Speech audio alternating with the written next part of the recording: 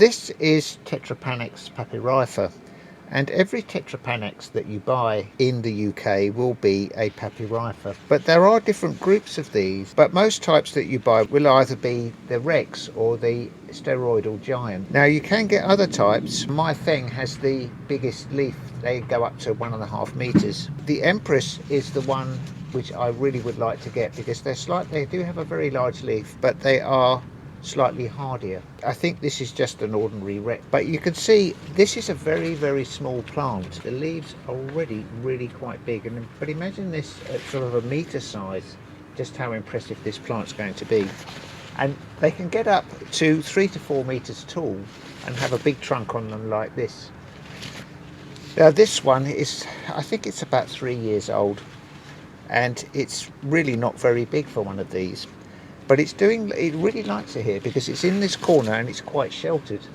And although we're in late November, it's still keeping hold of its leaves. Now with the leaves, the top bit here, the leaves will only sort of hang on for -2, -3. So in this corner here, right by our dining room, it's obviously quite a warm spot for it.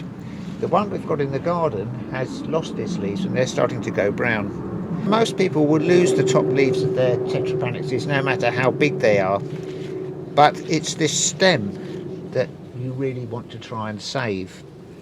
Now this will only go to between -3 and -8, and we've had other years where we've lost the stem and it's had to start growing from the base again. Now the roots are hardy down to -10 to -12, but what I'm going to do this year, I'm going to try and protect the stem of this and my other one that we've got out in the garden. I'm going to try and protect it by using some of this. I'm going to wrap some of this around it, and it's just a Hessian sack, and it does help. I've got some of this around my tree fern, but it does help to try and preserve that stem so that hopefully it'll grow from here next year. When these get really big and tree size, you will lose the top parts of the trunk, but you'll still have some woodier bits which might survive quite a frost. With all Tetrapanaxes, they do need quite a lot of room, and it's not just the top growth. They do tend to, if their roots are disturbed, they will send out runners and suckers. So this one here I've got contained within this planter on my patio, and it's quite a big planter. It's an old filing cabinet. We're hoping that he'll go up and go beyond the window and just have a little canopy here underneath where we sit. Now the one I've got in the garden, I put it right in the middle of the garden so that I can find any suckers that come off and pull them off. Now they're very easy to pull off, so he's not really a particularly invasive species. So with this, I'm just going to wrap this around the stem.